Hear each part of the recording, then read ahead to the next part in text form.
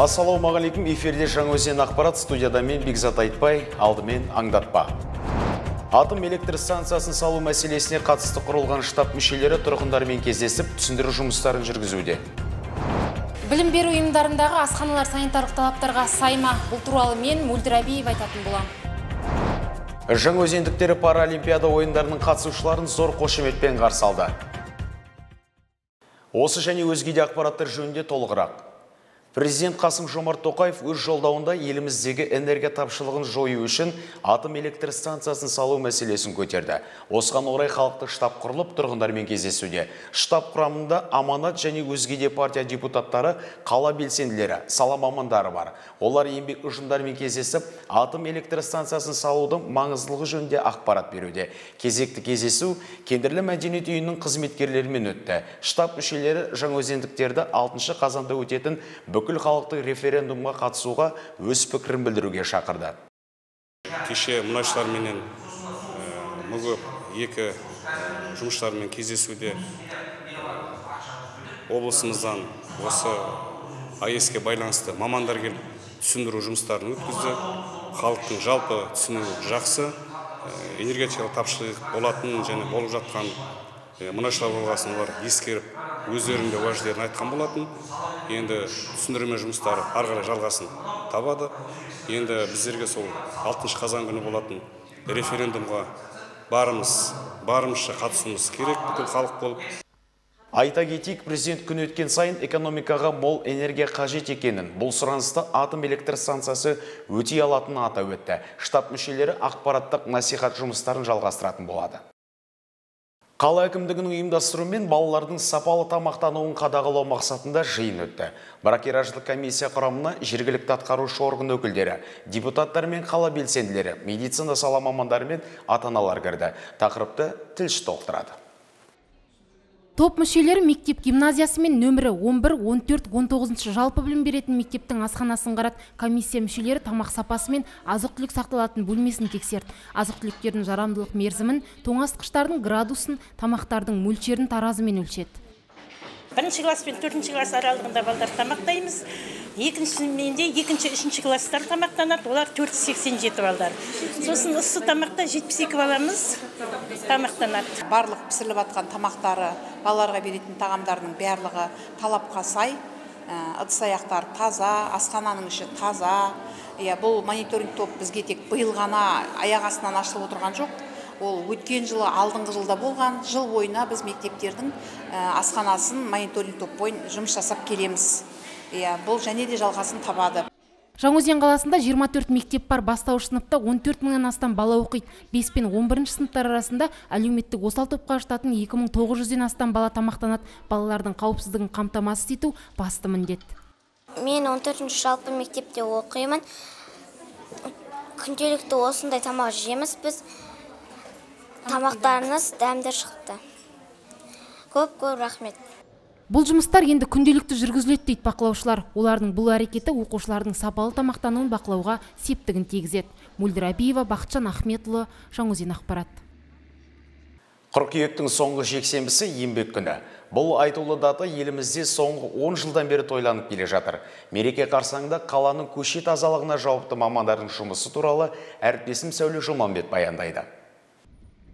Өз ісіне адалдықтың шынайы үлгісін көрсетіп жүрген маманның бірі Күмісқалиева. 15 жылдан бері қала көшелерін қоқыстан арылтып келеді. Таңертең орталық көшелерді тазаласа, түстен кейін көп қабатты тұрғын үйлердің ауласын жинайды. Жұмыс көп, бірақ маман тапшы. Күні бойы істеген еңбегімізді тұрғындар бағаласа екен дейді. Жаз болса шөп шабамыз, қыс болса балшық аламыз, қар тазалап, мына жолды ашып жүреміз. Қала тұрғындары мына балдарды жұмсағанда мусордың ішіне сал деп айтып тапсырың. Балдар деген қайыр болса сол жерге тастап кетеді, подъезден шығады, тастап кетеді мусорларын. Соны біз жинап жүреміз. Жаңаөзен мен оған іргелес елді мекендердің санитарлық тазалық жұмыстарына жауапты Асыл Oil Trade жауапкершілігі шектеулі серіктестігінің нөмір 3 цехында 40-қа жуық қызметкер жұмыс жасайды. Барлығы дерлік осы салада ұзақ жылдар бойы еңбек етіп жүрген тәжірибелі мамандар. Жұмысшылардың еңбегі еленіп, мекеме басшысы мен қала әкімінің алғыс хаттарымен де марапатталған. Өзіңіз білесіңіз, бұл енді дворник дейді ғой, қазіргі таңда көше сыпырушы. Бұған енді қызығатын адам жоқ. Көрінбейтін еңбек жалпы. Еңбек көп, күш көп жұмсалады, жұмыс жасалынады. Тазалық үшін, тазалық денсаулық кепілі деп жатыр ғой. Бірақ енді бұған жастар келмейді. Бәріміз де осы Жаңаөзен қаланың тұрғынымыз, тек батыр қала емес, және таза қала деген атақ үшін жұмыс жасайық деймін. Бұл жерде, бұл мекемеде тазалық үшін жұмыс жасайтындар барлығымыздың да аналарыңыз, анаңыздай адамдар жұмыс жасайды, солардың еңбегін бағалайық деймін.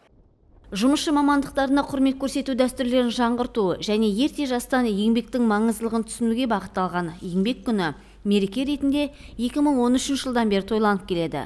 Сондай-ақ еңбек өтілі 40 жылдан асқан, бір салаға кемінде 10 жылдай еңбек сіңірген жұмысшыларға берілетін еңбек ардагер медалі де осы күннен бекітілді.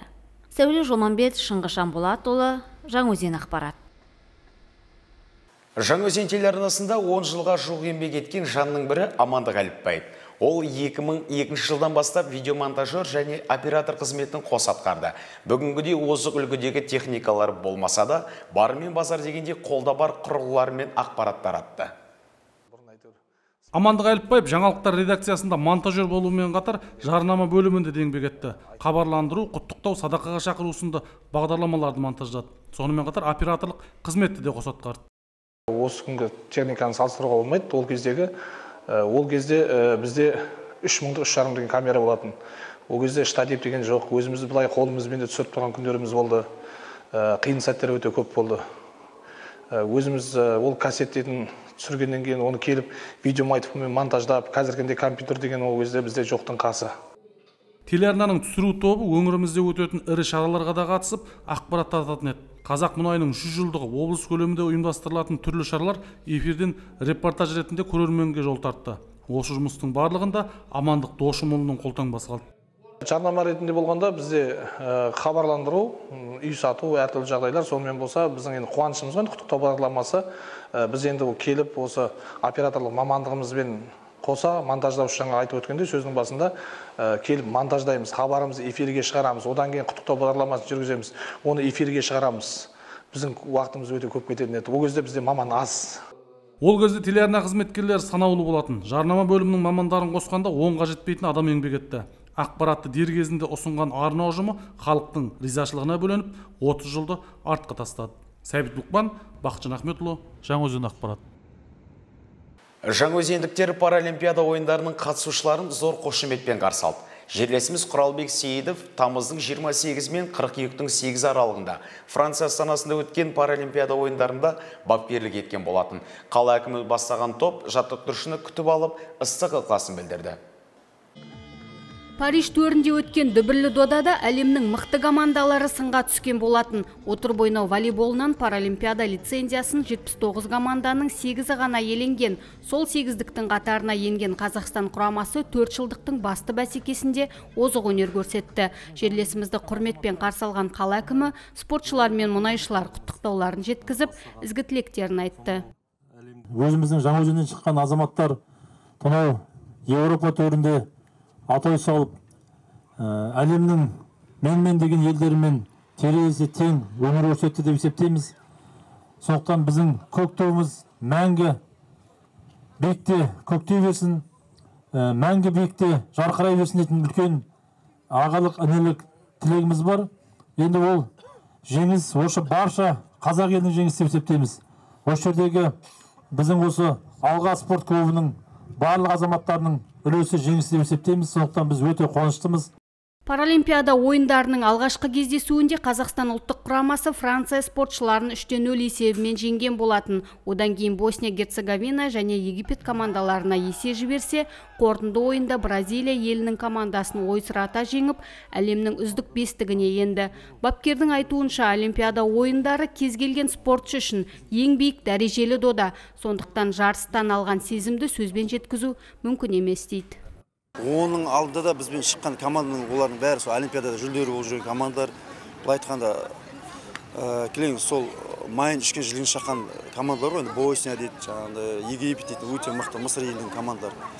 Соның бәрінен бір бастай өнер көрсетіп, сол жерде өзіміздің бағымыз, ол жерде өзіміздің орын алатындай деңгейде екеуміз де байқадық. Енді ол жерде қобалжу болды, әрине балдардың кішкене жаңағыдай үлкен арена енді бірінші рет болғасын. Өзіміз сол барғанға негізі қуанып едік, бірақ бүйтіп орын алып, биіктерінен көрінеміз деп, ол енді нұрдың үстіне нұр болып кетті.